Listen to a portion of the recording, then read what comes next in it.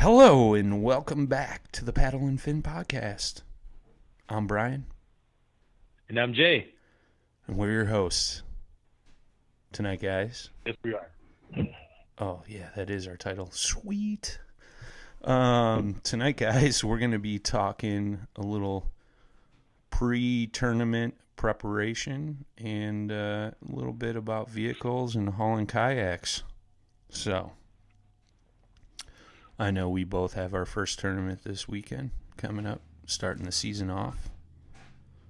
I know I've been going down to the lake and pre-fishing a little bit, doing some stuff, some last-minute adjustments on the boat, and all that good stuff. How about yourself, my man? Yeah, I've been getting my trailer all put together. It's been interesting. Did some drilling yesterday, so I got the stabilizer jacks on there. I'm pretty much ready to go for the most part. Ready to rock. Ready to rock. Well, I know you're fishing Banner Marsh down there, and you fished that once before, right? Well, I fished the lake actually a few times, but I fished it like one other time for a tournament. But it's an interesting lake, that's for sure. That whole area down there. So what have you been doing to like kind of pick some spots out and stuff? You just going off memory? You've been like looking at maps, any of that good stuff? Prepping? Are you kidding me? You're talking to a pike fisherman, dude. You just sling and you go. No, I know I'm no master of the lake, but I know some pretty choice spots. Actually, I caught my personal best out of there, 22 and a half. So Nice. I know that place has got some fish. Great musky lake too. Yeah. But Yeah. No, there's some really cool. Like I said, it's really interesting because some of it's natural, some of it's dug out.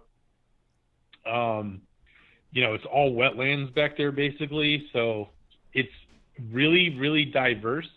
Sure. I mean, you can go from fishing like a 30-40 foot hole to punching in the shallows. I mean, it's pretty crazy. What that place offers, especially with the weeds and like the dugout parts that like they, just imagine, just a slow descent, or no, sorry, not slow, but more of like a sharp descent to the like 40-foot depths just in those channels. Sure. I remember correctly. But yeah, man, I'm just, like I said, I'm getting one day of pre-fishing and then one day of the tournament, and we're just going to see how it goes. And hopefully I catch some fish. I haven't caught one bass this year, but I really haven't been out. I think I've been out like twice. Yeah. I haven't had any time to do anything, and I'm scrambling still. So Sure. what about you? What do you got going on? Well, I know I like to talk about eliminating water, and I did quite a bit of that on Saturday, to say the least. I think we did 6 miles of eliminating some water. I went down Saturday morning. I met, shout out to Jacob Ruff.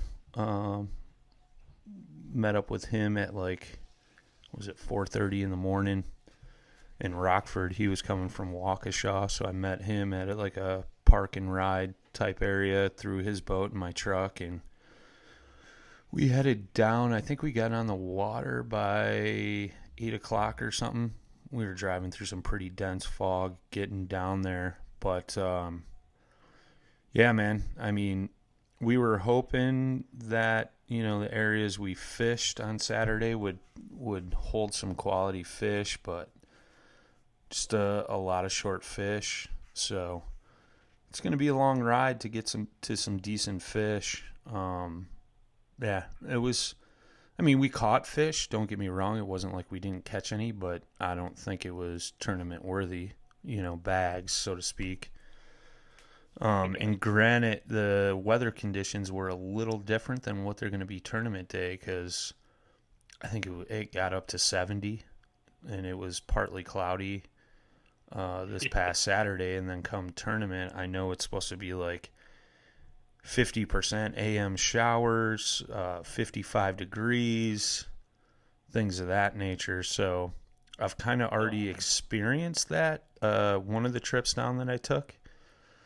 So, and that was kind of one of the trips where I found some good fish. So, yeah, it'll be interesting. I don't want to give away too much info just because I know some folks are listening that are going to be at the tournament. So, not trying to hide it from you. Next week, I'll reveal more.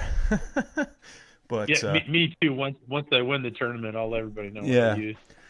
Yeah. Well, it was interesting. So, this is supposed to be the biggest live tournament that KBL's ever had, because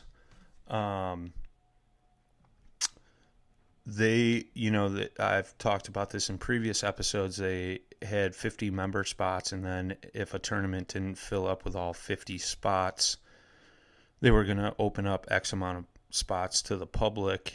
And I think we had 47 of the 50 members signed up, and they opened it up, and we're currently at 49 of 50. So top 5 places are going to pay, and first place is a G note. So, man, big bucks. Yeah, buddy. So yeah, I think I was going to say, I think the more interesting part of this is that, me and you are going to be in the same area. Basically, we're only going to be about an hour apart. Different days, though. Sure. But we were talking about the temperature and how it's pretty much going to drop like 24 degrees from Thursday to Friday, and then pretty much stay steady on that point into Saturday and Sunday. Well, what's crazy is I looked at the weather earlier today. So at home here in northern Illinois, I know you're down in the southwest suburbs, so to speak.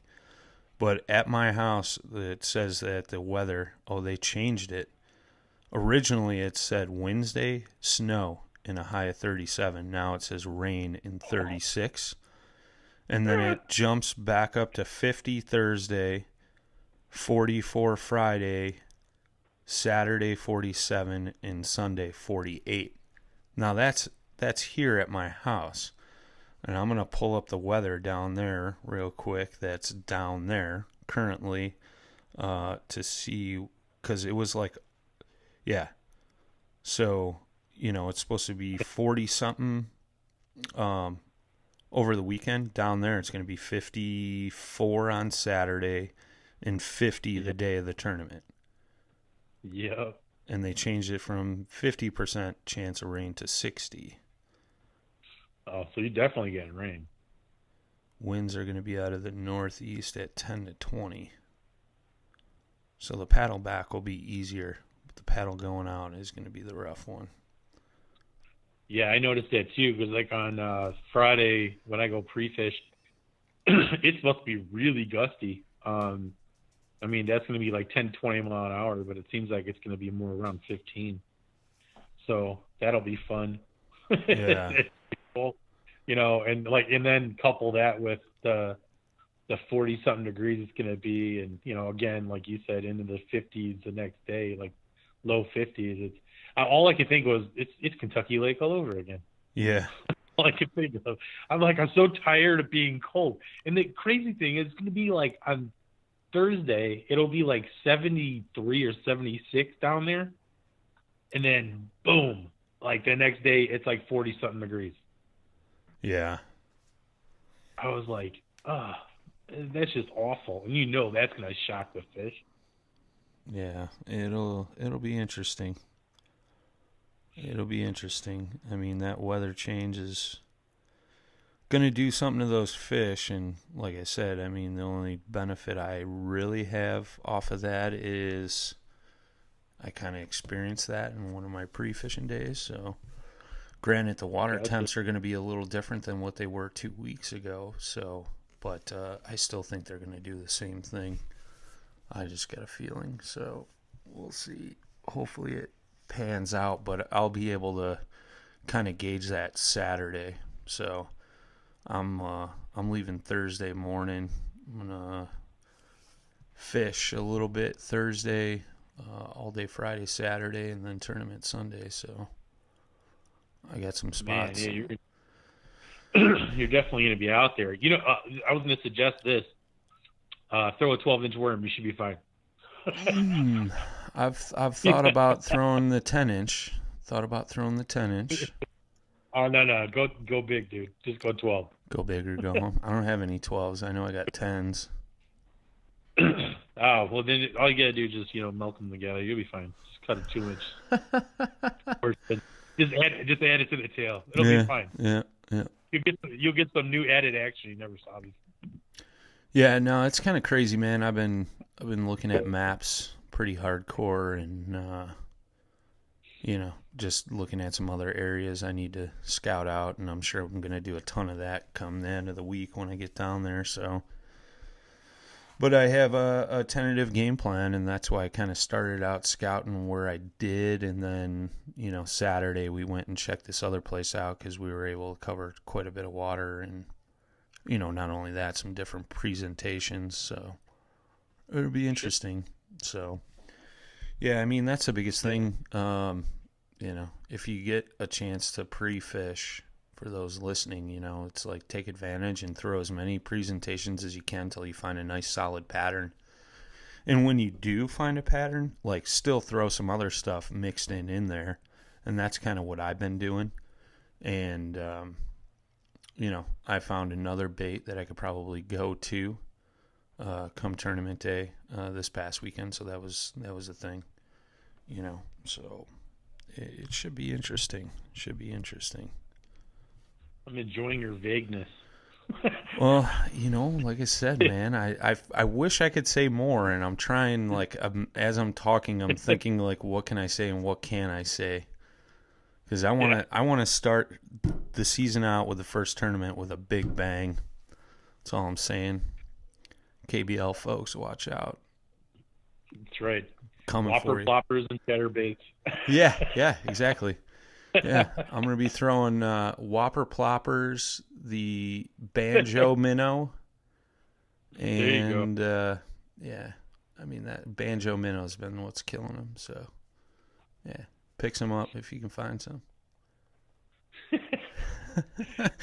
show up to the ramp. Everybody's tying up banjo minnows. Yeah, but. Yeah, it's cool. Jacob got one of those open spots, and he's looking forward to it. This is going to be his first live tournament, so he's going to be down in the area.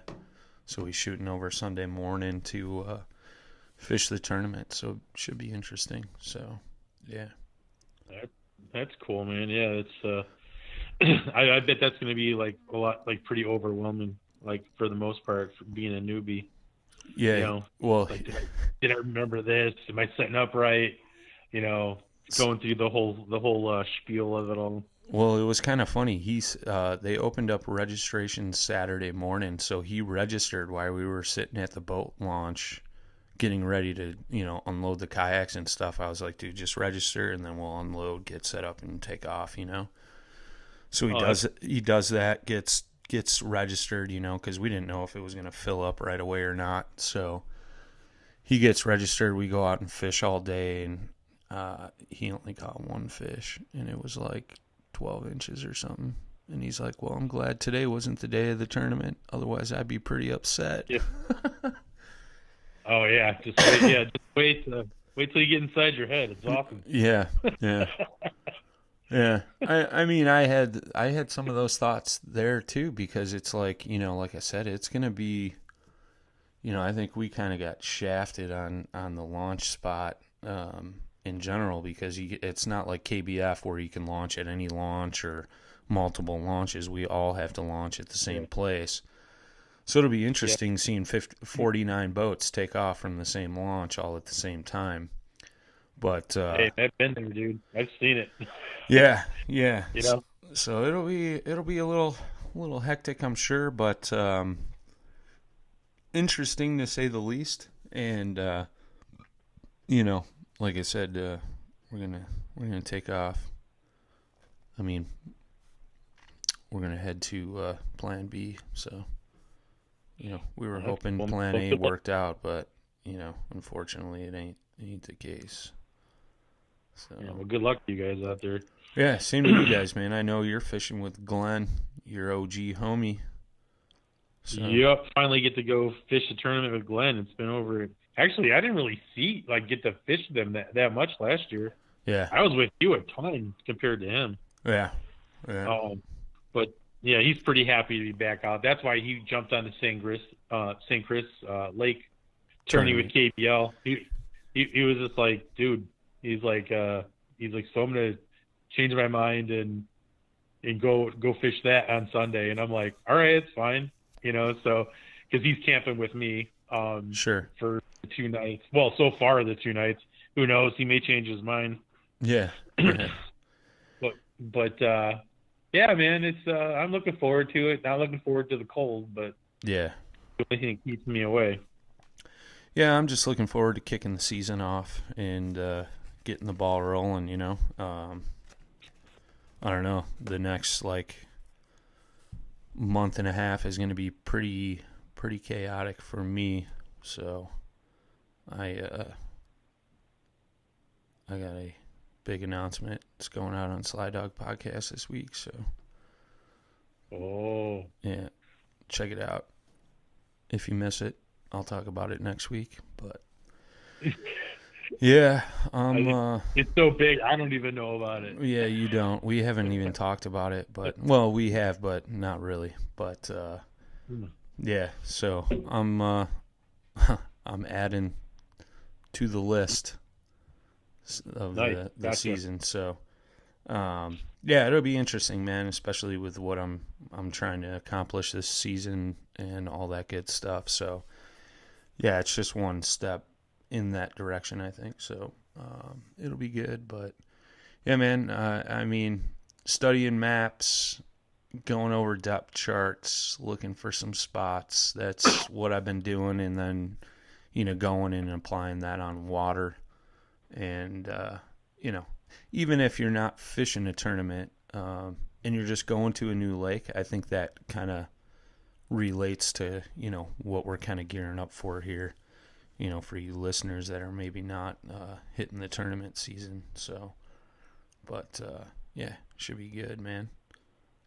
Super good. Yeah, I won't make it sound like I don't look at maps, because I do, but I just haven't gotten around to it yet. Like I said, I know that lake pretty good, but I'll probably still look at some of the depths just to see. Yeah. To kind of refresh, so to speak.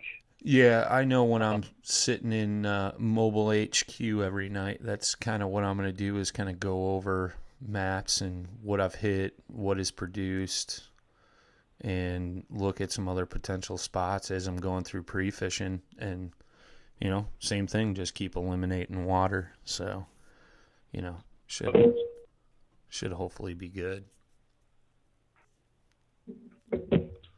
So, but yeah, man. So another interesting topic for this evening: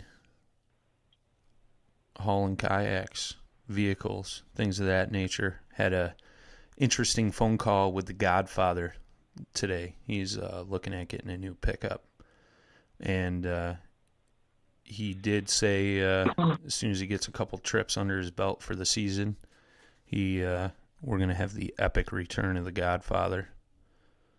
So that's cool. Yeah, he's getting kind of stoked for that.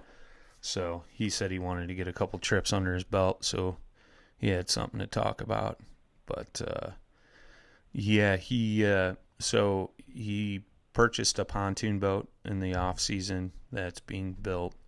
So he needs a vehicle to tow the pontoon boat to and from the launch.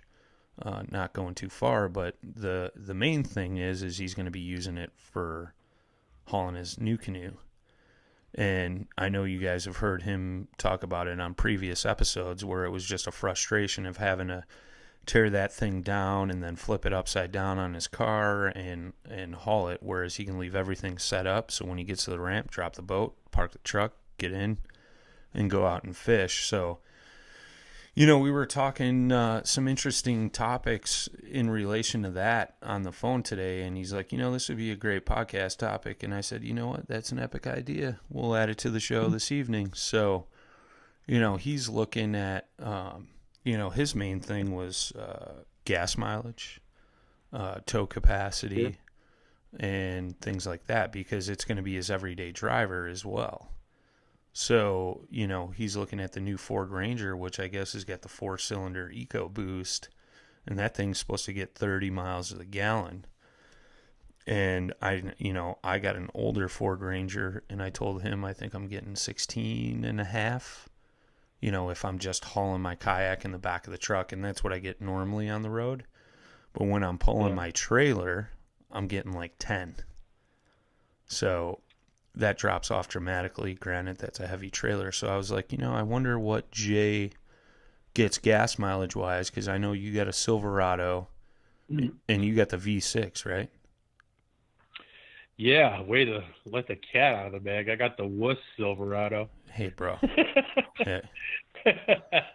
Well, my old man, I borrowed his truck when we went down to Tennessee, just so we had some more room and comfortability and such. And he's got the V6 EcoBoost, and he normally gets 18 miles to the gallon empty. But when we were pulling the trailer, I think we were getting like 11. I mean, we were burning some fuel.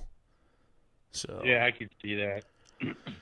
So I mean, what are you getting gas mileage wise? And then when you're pulling, obviously your kayak trailer is pretty lightweight. Now it's a little heavier, so I'm sure it's going to change a little bit. But what are you getting like fuel mileage, and is it dropping off when you pull your kayak trailer? Not really. Luckily, that the trailer I have is pretty light for the most part. I mean, it has added weight now, and I haven't really driven it a long distance yet with the rooftop tent on there. Sure. But the big rig. It's never been, and the big rig. It's never really affected it much. I mean, I'm always on the highways, I think I'm like pushing I would say 22 to 26, depending on how heavy my foot is.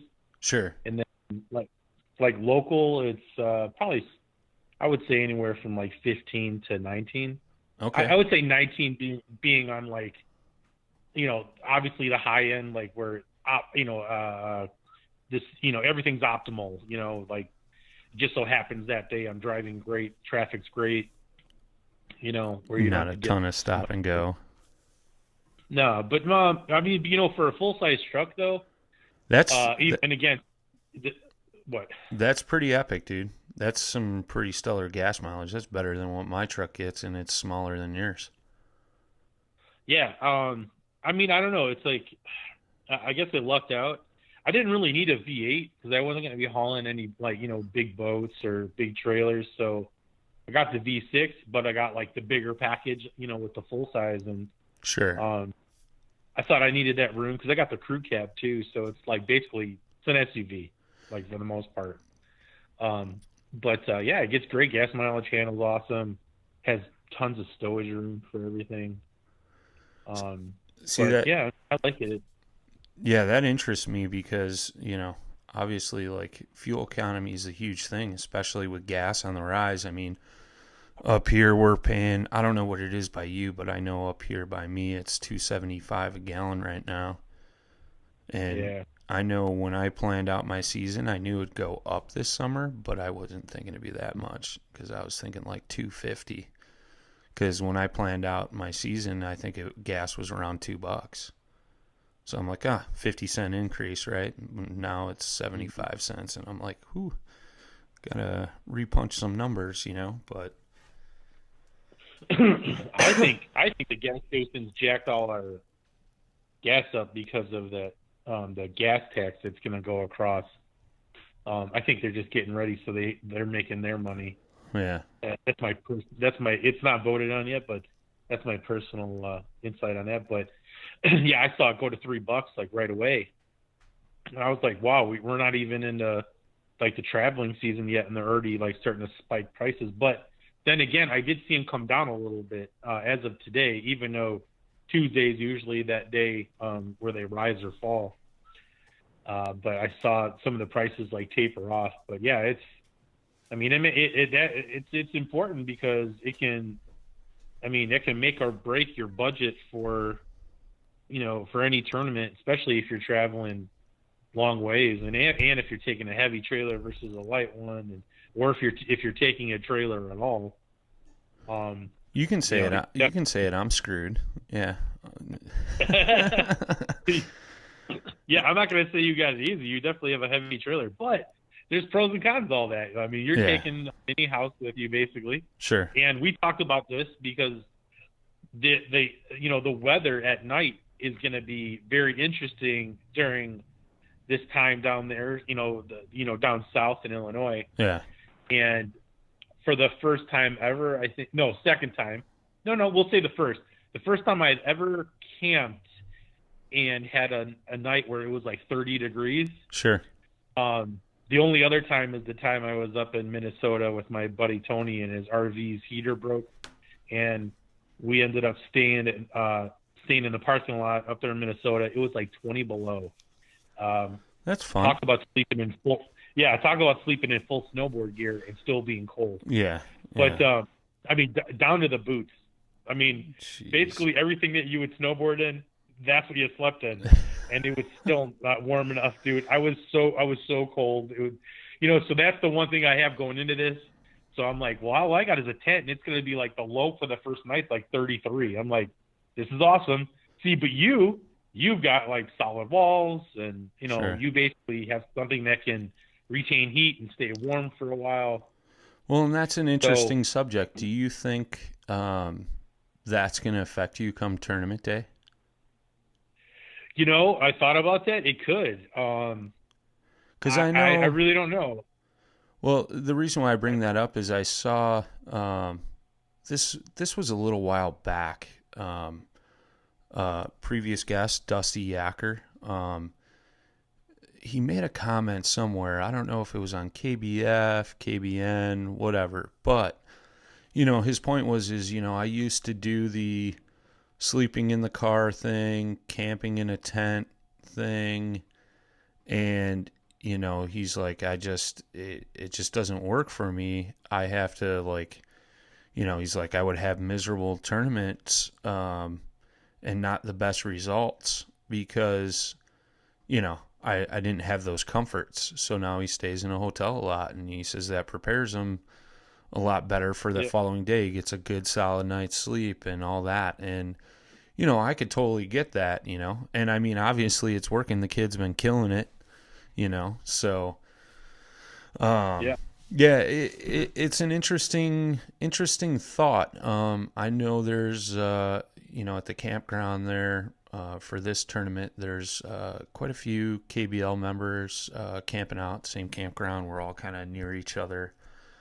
I know I saw one guy's got a pop-up camper, another guy's got like a full blown-out camper. I got the cargo trailer conversion, which is, like Jay said, a mini house, and I've been doing some work on that this past week and stuff. So, yeah, it'll be interesting, man. I'm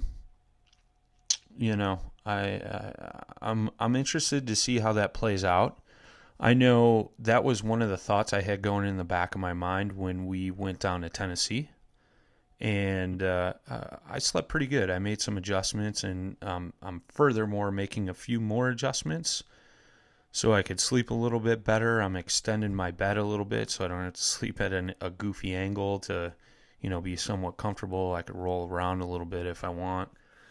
And I'm sure that's going to help, I mean, and here's the thing too is like, I say, I'm going to get a good night's sleep, but I know, the night before I'm going to be up, thinking like, is my plan going to work, this and that. That's when you start really second guessing yourself. And then you find yourself lying awake at 1 a.m. going like, if I go to sleep now, I can get 3 hours of sleep. So I should probably do that and stop thinking about fishing. So it's one of those things where it's easier said than done, right? It's it'll be interesting to see how it all plays off, and sure. And I think the the big thing is like all the stuff that I've read, like I mean, and watched, because as we've talked about, the big decision for me was, do I get the econo van, the Ford econo van, like $1,000 one, or do I get the rooftop tent? And I remember just watching all the videos and how everybody describes like the cold camping, so to speak, and basically just staying, when it's below freezing, or at least at that point. And most people are, mostly what I've heard is dress for the cold, dress for the weather, but also make sure that you're dressed before you get cold. Sure. Yeah. So that way you're not like reacting to it, you're more or less preventing it. Yep. If you have a heat source, definitely exploit that. Like we were just talking about before we started recording, I went ahead and purchased a Mr. Heater, just to not to sleep with, but just to warm up the tent when I get up there before I go to bed, and then when I wake up in the morning. The other thing is I've also heard that it's good to actually sleep, in the cold, as long as your body's warm. If you're in like a cocoon sleeping bag, or just at least where your whole body is warm. If the air around you is cold, it's not a bad thing. It's just, it's going to take you a minute to warm up. So, I mean, whether you're in a tent, whether you're in a trailer, or whether you're in a van or some kind of a vehicle, you just got to make, those choices, and then you kind of got to feel it out. Like I was saying, I don't know what it's going to be like. I know it's going to be cold, but I kind of got to go through it, and I'm going to put myself through it just to see. Sure. It is kind of early in the season for us, but it gets cold sometimes. So what I'm going to do is just bring extra stuff. Yeah. And I'm going to make sure it's up in the tent just in case, I need it throughout the night. But I'm going to wear, the thing that always kills me is not having good enough socks. Sure. So I'm going to make sure I got my heavy duty wool socks on, just to, make sure I stay toasty, and, the long underwear and all that. So, I think, to like the point of staying in a hotel, yes, I could totally identify with that. Yeah. But unfortunately, like where I'm staying, they don't have hotels or anything like that. Yeah. And plus I got the rooftop tent, and the whole point of having that is not to go to the hotel. Right. So, well, not only that, it's just like, it's not in the budget for me, Oh, no. Like I said, I'm camping Thursday, Friday, Saturday. That cost me $60. One night at a hotel nowadays is $100+. Oh yeah, yeah. So, and that's what's gonna afford me to, do the things I want to do this season. So, if I was staying in a hotel for every tournament and stop I was going to, it just wouldn't work out. I'd be broke real quick. So yeah, but essentially what we've done is extended our reach. Yeah, right. Well, and that's the thing. That opened up some doors for me and my plans for the season. So that's a nice thing about it. If I didn't have that trailer, I'd probably be sleeping in the Ranger, all crunched up. Oh, yeah.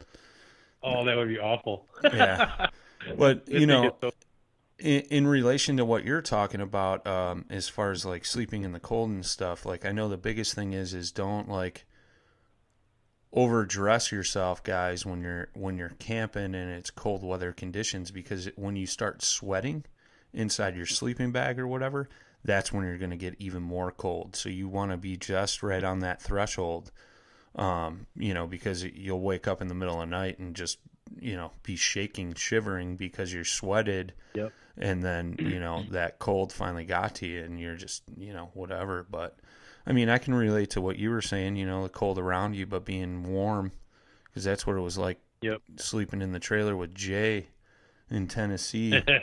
Go to bed with the heat on, wake up with the fan cranked and the window cracked, sucking in all the cold air. I run hot, man. I run hot. Hey, I get it. But, it'll be interesting, and back to, Scott's whole search, curious to hear what you guys are running. Shoot us a message on our social, shoot us an email, or if you go to the Anchor podcast app, you can actually leave us a voicemail and we can play it and then talk about it on an episode.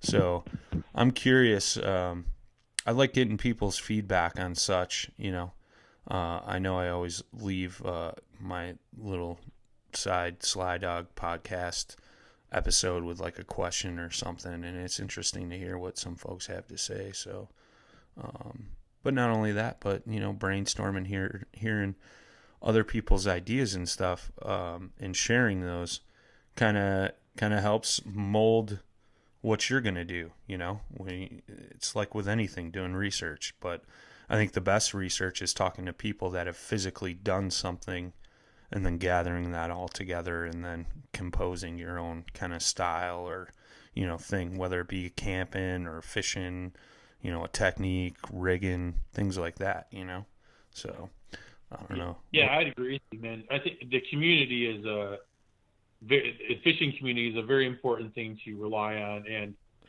we all rely on each other, especially on the DIY subject. Sure. And that's where I've gotten a lot of my ideas. I mean, I'm sure you've gotten a lot of your ideas, and we've also given ideas to people. So yeah, that's, I love it when I get a comment where somebody goes, stealing this. I'm like, hey, go right ahead, because I pretty much did as well. Yeah. And speaking of which, I was down at Rocktown yesterday doing some work, and gentleman came in, I forget your name, dude, and I know you listen to the podcast, but he picked up a New Canoe Frontier 12, and he had tried sending us a message on Instagram, and I didn't see it before he had picked it up, but it was in relation to one of Scott's original posts about his new canoe and rigging up a second seat. And, basically what Scott did was bought a new canoe seat base, and then he bought an Ascend seat to attach to the new canoe base. And it was just cheaper than buying a second new canoe seat. So the guy was asking about that, and he's like, yeah, I saw that, it kind of gave me some ideas. And then he was picking my brain on how Scott had his trolling motor rigged up and this and that. And he's like, oh, that's all great info, man. Thanks. That'll help me out come up with a plan on how I want to rig mine up. So, I mean, that just goes to show exactly how it turns out and works, just sharing with the community. So shout out to that dude. And I'm sorry, man, I forgot your name, but, it's crazy. We hear from people every week. It seems like it's just never ending, but, yeah, man, sorry I forgot your name, dude, but, congrats on the new boat. I know you're going to enjoy it, and, yeah, should be fun, man. But, yeah, he was down at the shop. I know we had some other people down at the shop. I know they had a new canoe seminar over the weekend as well. Our previous guest, Alan Wiedemeyer, held that, so hope that went well. And if you ever got new canoe questions, feel free to reach out. I can get them to Scott, and he can respond. Or Alan's always a good avenue as well. I think his social stuff is posted in his episode as well. He's on the New Canoe Pro staff, so he's always got some good takes on how to rig some stuff up and things like that. So, yeah, I'd agree. Those two, especially Alan. Alan's been in one for a couple years now. So, and I've seen his setup. It's pretty, it's pretty top notch. He's got a lot of good stuff on there. So he's definitely got some good insight. And the Godfather, of course. Oh yeah. Can never forget the Godfather. Yeah. I'm itching for his return.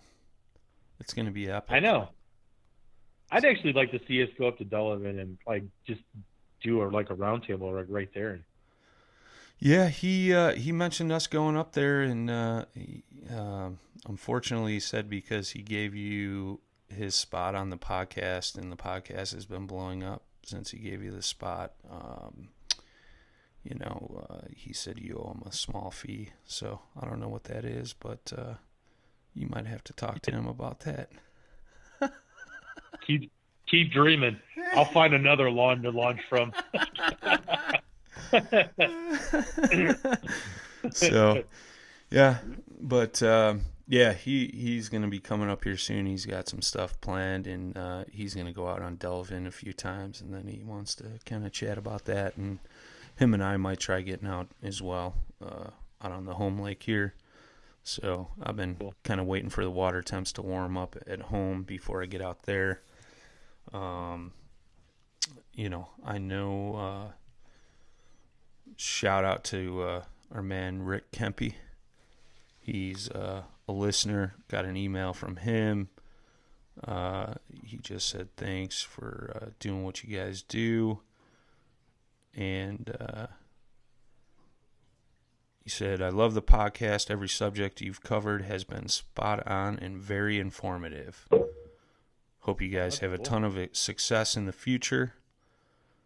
And he wants to hook up and go fishing. So I told him that's definitely going to happen. And also talked to Brad Hurlboss. I think I'm saying that right. But he's part of the Heroes on the Water chapter up there in Wisconsin. And he's making some moves. And he's leaving Heroes on the Water, but he's going to another project where it's more than just kayak fishing for veterans and such. So they'll be doing some boat fishing, kayak fishing. They do anything outdoors, hiking, camping. He said even, golf outings with veterans. So he's joining up with them. So we're going to include them in on the recycled plastics program, I believe. I got to, check with Eric, but pretty sure that's how it's going to work out. And we're going to try to have the head guy from that organization, and it's slipping my mind right now what the name of it is. I think it's Heroes Outdoors or something like that. But we're gonna get a podcast going with him and talk about their plans and what they got going on. So should be pretty cool. And then another email from Tim Crichton. Hope I'm saying that right as well. He's a new listener. Loves that we're in Northern Illinois. He's from the area. I actually, had a conversation with him. He lives in Chicago, but he was looking for some spots in northwest part of Illinois, as well as southwest Wisconsin, and any other waters around the area. So you got any recommendations for Tim to check out in the kayak? I think the Rock River is always good up there in Wisconsin, above the Beloit Dam, which is pretty much the border anyway. What about anything towards Chicago? You could always, like the Lamont Quarries, that's pretty much where a lot of people go. Des Plaines River up towards the Wisconsin border, I know it's pretty juicy too. Hey. I said up towards Wisconsin. Now everybody needs to know about Des Plaines. That's funny. No, it's a good river too. Des Plaines is a good river. What else? Other lakes too. There's of course the Fox Chain. Yeah. If you're brave enough to get on that thing with a kayak on a weekday, I would strongly advise against weekends with the pleasure boaters once that kicks up. But right now, man, the chain is, it's vast and it's plentiful. So there's a lot there. Yeah, and that was one spot I kind of mentioned to him. I know there's Nippersink Creek up there, and that's a kind of like a quaint little stretch that drains into the chain of lakes. And I know our good friend Frankie Briggs fishes that quite a bit. Sorry, Frankie, blowing out your spot, bro. But that's a good area in northern Illinois. I know out here, Rock Cut State Park, there's Pierce Lake and Olson Lake. I always recommend Olson because that's kayak and canoes only. So you won't get any, power boaters or anything out there. Central Illinois, basically any power plant lake, plus Lake Shelbyville is pretty good. That's not a power plant lake. Lake Shelbyville and Bloomington Lake, Evergreen Lake, those two are pretty decent. I know Evergreen's got some multi-species. I fished that last fall. That was a lot of fun.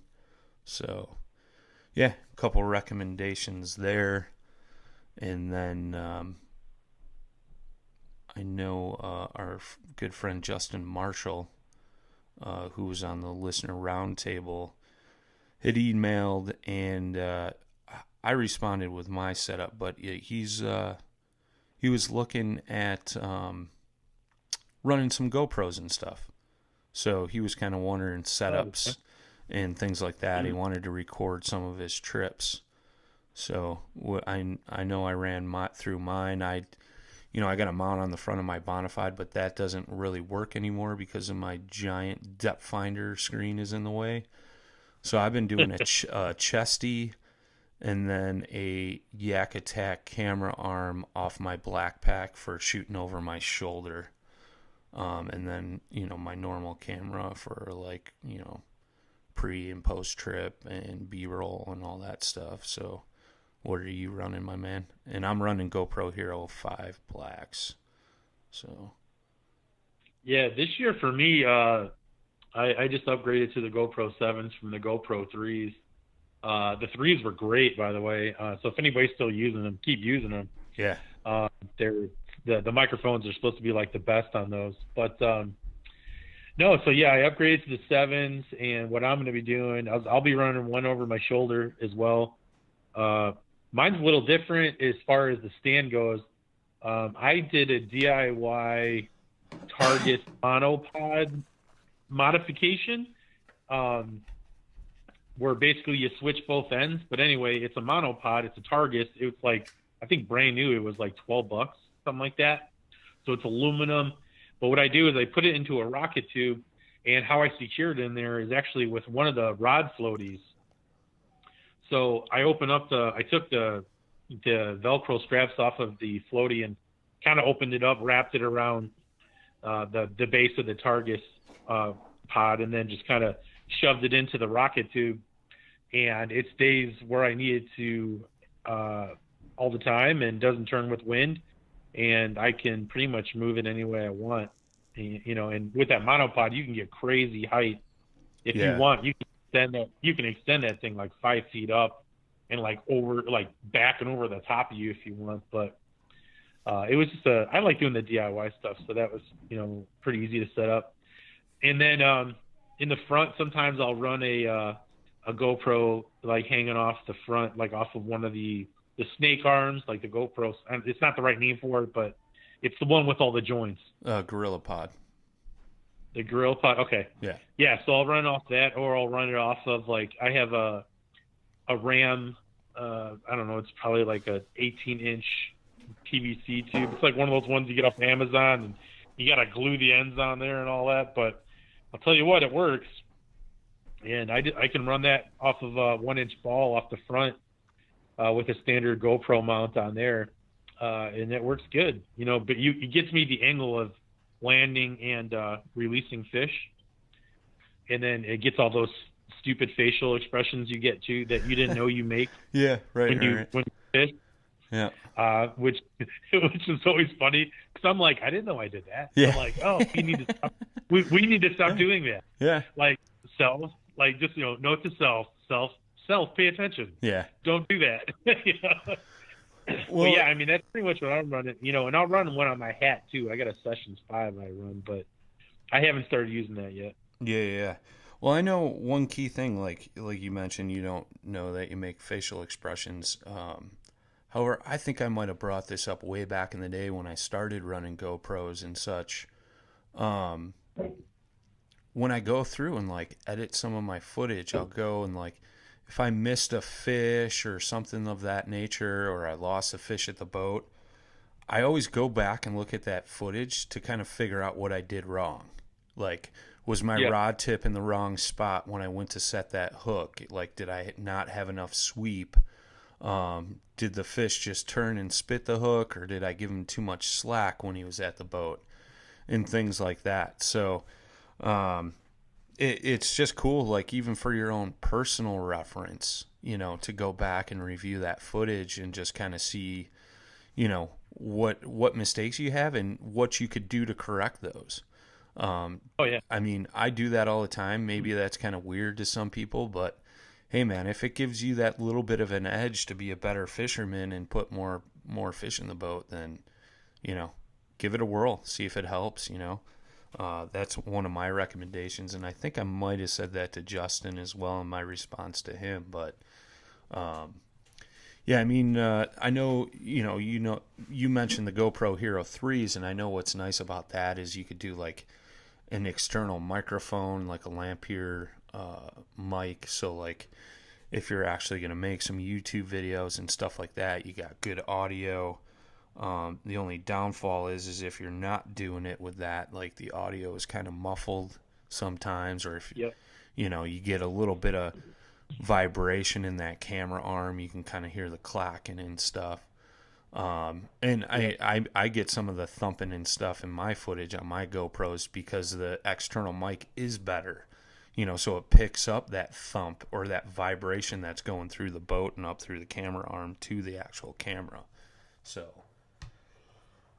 yeah, no, I agree. I mean, usually with the 3s, I was running that skeleton frame that leaves it just goes around, you know, just goes around it. I mean, leaves the back and the front totally exposed. Sure. Which is great unless it rains. And then you got problems. When it rains, it can be super annoying, especially if it's drizzling, or because then you're switching out, you're putting it into the hard case, and then you're losing all the audio quality. Sure. And then the sun comes back out, and then you're taking it out.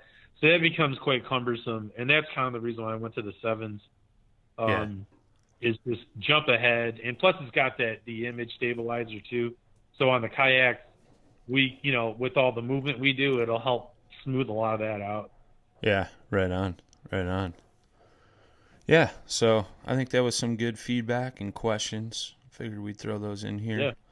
And share with you guys, you know, that way, like we said, you know, sharing is caring, helps people out. So yeah, thanks everybody that sent a question or a comment or a topic in, things like that. So, you know, if anybody else, you know, you guys can always email us at paddle, the letter N in fin @gmail.com, or paddle and fin on Instagram and Facebook.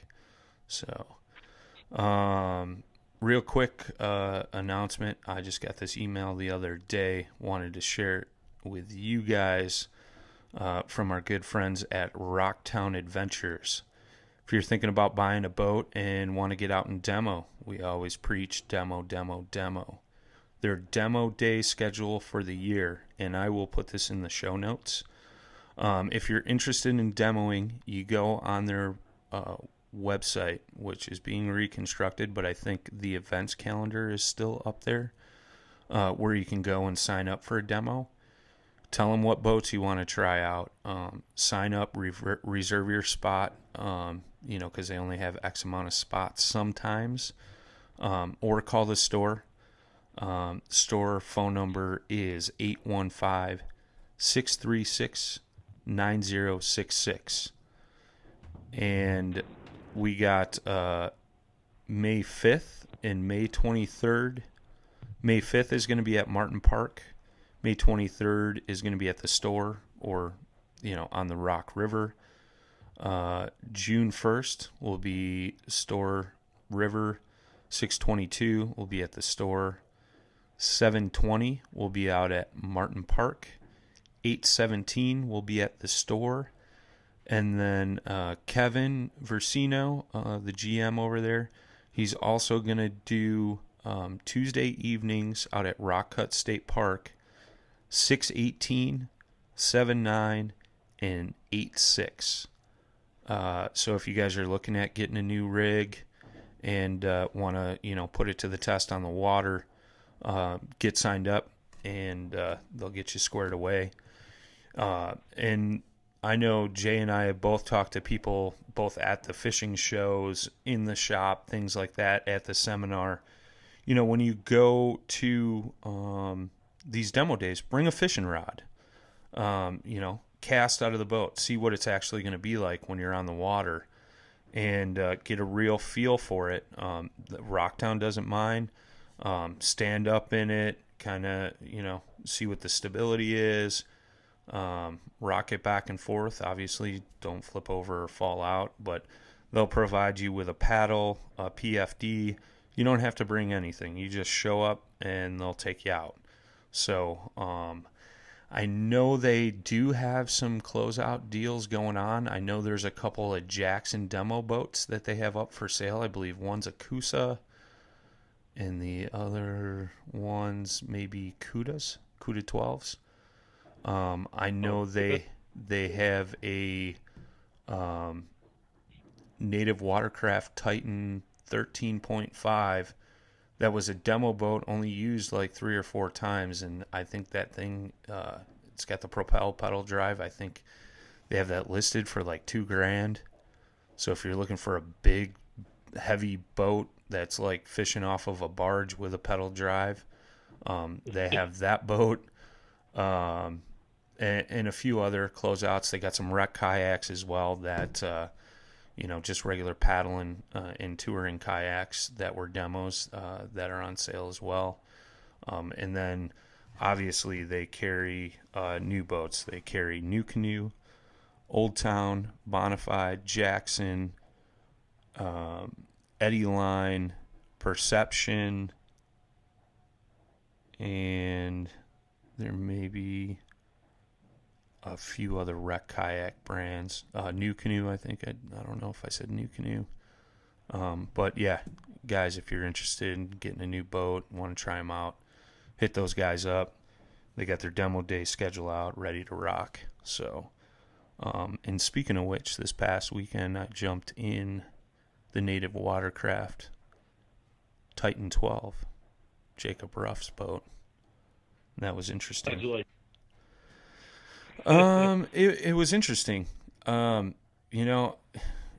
Obviously, like I tell everybody, I like to eat my cheeseburger, so I kind of have a gut. In pedaling versus paddling, I think I'd rather paddle.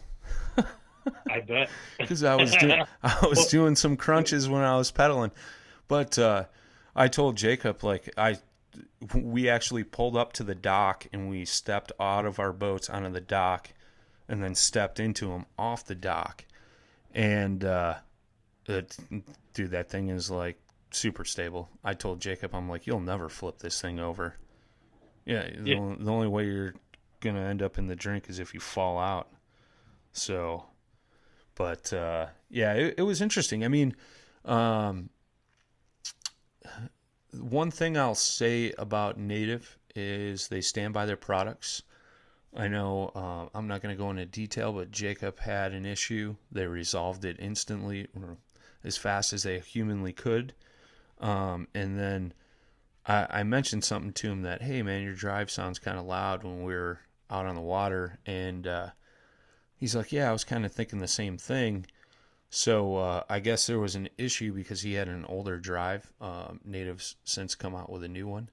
So they're shipping him a new one, and he's shipping back the old one. So, kudos to them. And I know a lot of manufacturers are like that. I know me and you have had conversations about Jackson, being on top of that customer service if anybody's ever got any issues. I know Bonafide's the same way. I know I'm in the one Bonafide's owner group, and I know a guy, was getting some water in his hull for some reason. And Luther, the owner of the company and owner of Yak Attack, he's on there, and he's like, man, that's weird. We've never had that issue before. So they kind of talked it out on this forum, and everybody was like, put it in your garage when it's dark, turn the lights off, and then put a light on the inside of your boat and see if you see light coming out anywhere. And on one of the scuppers, there was like a couple little pinholes, like the plastic didn't mold around the mold fully. So Luther sent out a guy, one of the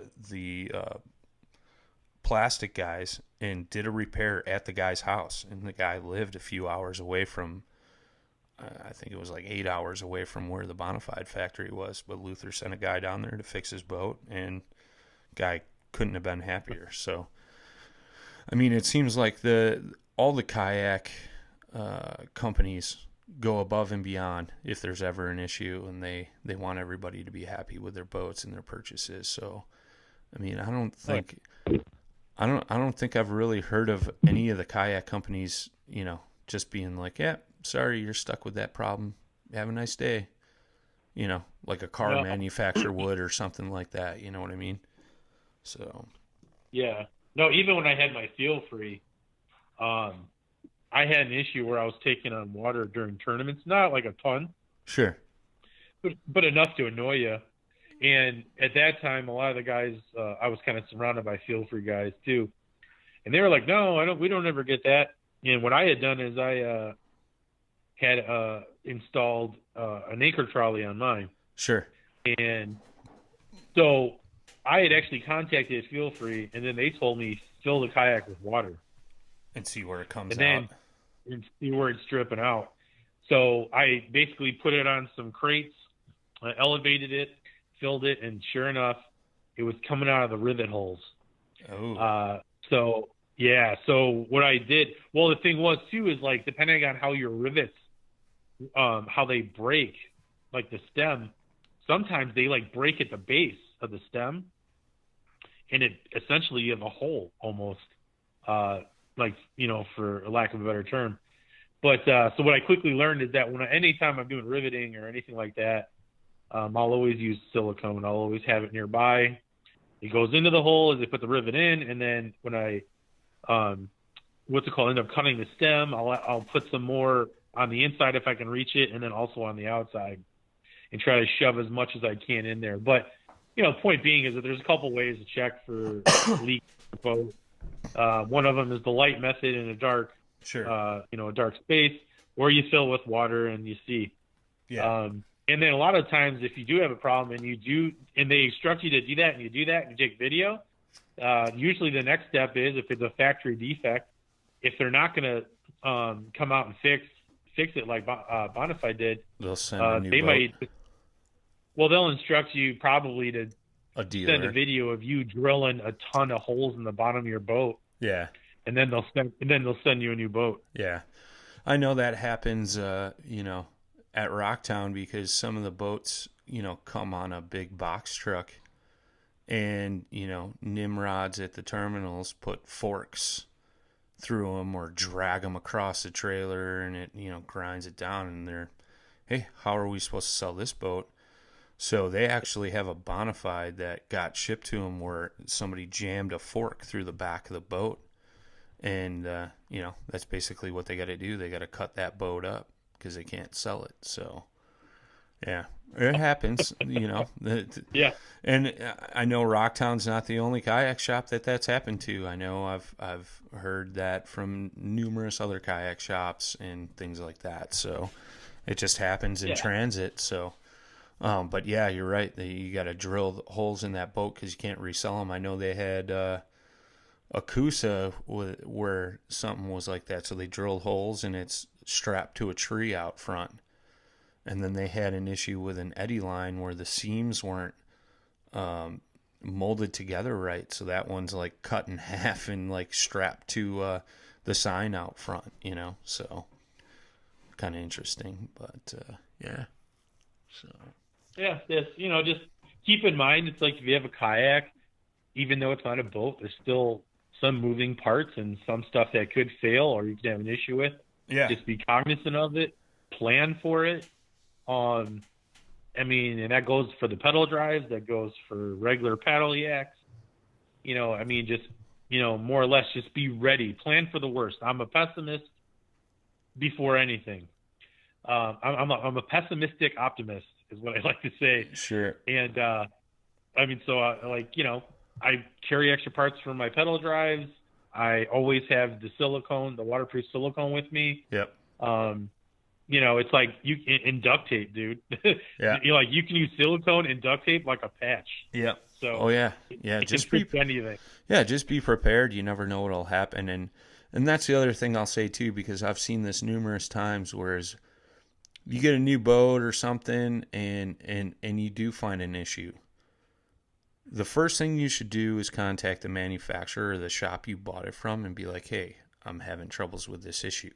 Not jump on social media and be like, "I just bought this boat from this kayak shop and they sold me a piece of junk, and screw this manufacturer, they're making garbage, this and that." Okay, we're talking about molding plastic into boats. Sometimes flukes happen, and I'm not talking about the bait. I'm talking about small little mishaps in the manufacturing.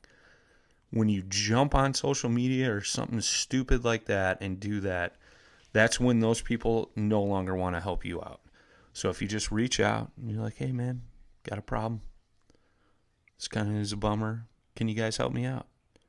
And I guarantee you 99.9% of the time they're going to be like, "Yes, we want to take care of you 150%, not 100, and make sure you're happy." And all kayak shops and boat manufacturers want to see everybody happy in their boats. So, just a word of the wise. Don't be one of those guys. Just, be cool and calm and collective about it. Yeah, it sucks. Yeah, it's a bummer. But, 9 times out of 10, I know if it were to the point like I just bought a boat this week, I had the tournament this weekend, and I bought it from Rocktown, and I needed a boat for the tournament. Rocktown would be like, "Hey, man, come grab any one of my demo boats until we can get you your new boat if we don't have one in stock. Or if we have one in stock, we'll swap it out as long as Bonafide approves it." So, that's always the thing, so. Yeah, and I was going to say, too, to everybody out there, just know that those owner groups on Facebook, they're most likely monitored by the companies. I know for a fact that Jackson does it. Yeah. And Native does it too. Bonafide as well. People who actually work for these companies are on these pages, and they're monitoring it. And when something comes up, they'll basically hit it head on, because they don't want to see you unhappy. Right. And they also, they want to educate you on it too. So, the reality of it is bad press is not good for anybody. Sure. So sure. It's in their best interest to keep you happy and everything. And I'm a team guy, so I even use our secret scroll page to, if I have an issue, I'll bring it to the team. Yeah. Luckily with Jackson, I got over 200 people to bounce this off of.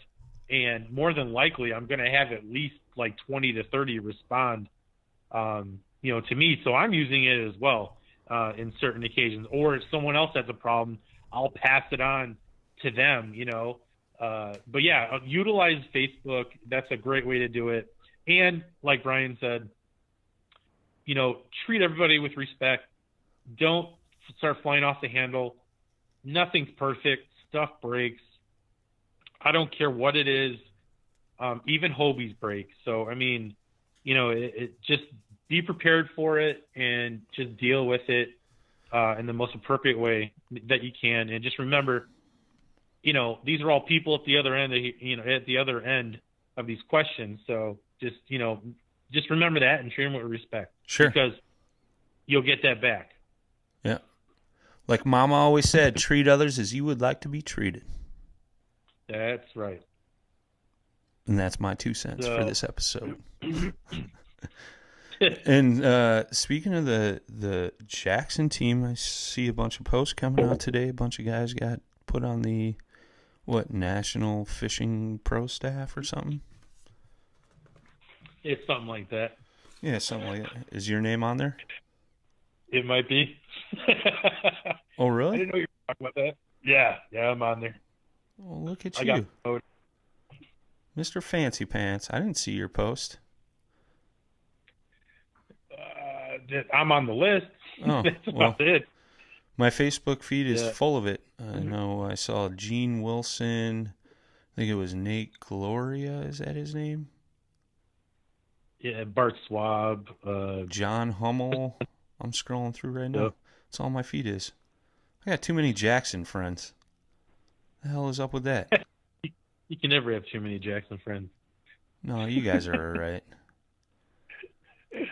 Yeah, no, the whole thing, I know people are funny about the pro staff thing. Really what it is, our tiers got restructured this year, and now with our incentives and whatever else, depending on what your performance was the year prior, results in basically a game plan on what you're going to do this year and to it, what you're going to achieve and everything. So I made it to the pro staff team, which is cool. It gives me a little bit extra, but the problem is that there's a lot of people that get on teams and don't do anything. So sure, that's why it's kind of a big deal to a lot of the guys. And I know some people are indifferent to it, and that's fine. It's cool. And like I said, I don't ever promote it like, oh man, I'm better than you guys because I'm this. Yeah. I'm not. I'm just out there having fun like everybody else.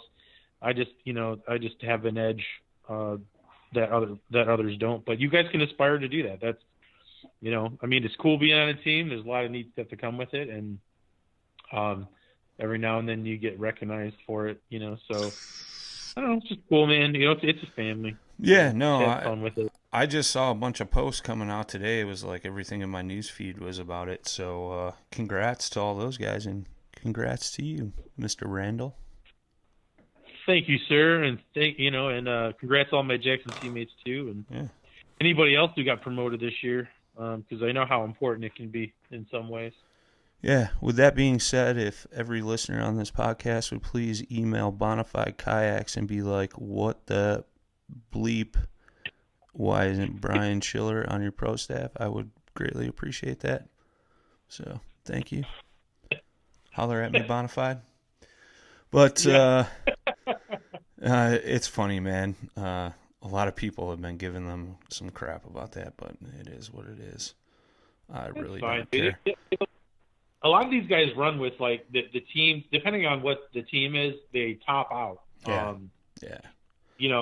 Like I've been trying to get out of Bending Branches for eons, and like they got good guys on their team and gals too. Yeah. But like they top out at a very low number, so it's so hard. It's the same thing with Yak Attack. Sure. Which is connected to Bonafide, but it's like it's so hard to get on some of these teams. So if you haven't gotten on a team, just keep trying. You get it. Just keep plugging at it. Best thing you can do is just keep posting for that team that you want to get on.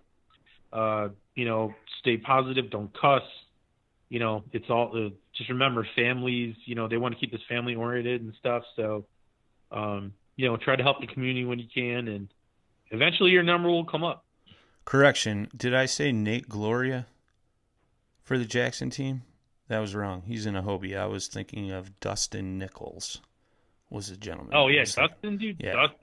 Dustin. He's a good dude, man. Yeah, that was the guy I was thinking of. Sorry, Dustin, and sorry, Nate Gloria. Didn't mean to offend you. I know you're a Hobie dude. And speaking of which, as we've been recording this, I've been getting messages that KBL tournament is now full. 50 out of 50 spots filled up. So, booyah. Hopefully next week I got something to talk about. So, yeah, I think that's pretty much it, man. You got anything else you want to add to this before we run down the announcements? No, just, good luck to everybody that's out there fishing tournaments and just out there fishing in general. The season is upon us, so get out there and fish. Yeah, buddy. Yeah, buddy. Yeah, buddy. I'm going to get a T-shirt made, paddle and fin on the front, and on the back it'll say, yeah, buddy. And then we're going to get another one made that says, and I'm Jay on the back. So if you guys want to see that, let me know. Jay. Let me know. I'm going to make that happen. All right, guys. So with that being said, like I said, I announced the demo days for Rocktown. If you're interested in that, get signed up. recycled plastics program. Address is in the show notes. Save all your recycled plastics. Send them to my man Eric Richards out at Hammered Lures. He's going to melt those down, make new baits, and send them to the heroes on the water. And hopefully we get the other guys on board as well. What else? T-shirts, hoodies, things like that. Paddle and Fin. Go to paddle, and fin.com. Click that store tab at the top. You guys can get some swag. I know somebody left a comment on one of the YouTube videos about it. So, yeah, get that going. If you guys don't follow the YouTube channel, please subscribe. Tell your buddies about it. We're trying to grow that audience. When we hit 1,000 subs, we're going to give away a free kayak. So you don't want to miss out on that. We got YouTube videos every Tuesday, Friday, Sunday. I missed this past Sunday because I was fishing all day Saturday. But I will have uploads all week. Even with me being gone, I got some stuff I'm gonna throw together and get up there. If you're new to the podcast, new podcast episodes air every Tuesday. Every Tuesday, you can hear these sweet, succulent voices in your ears.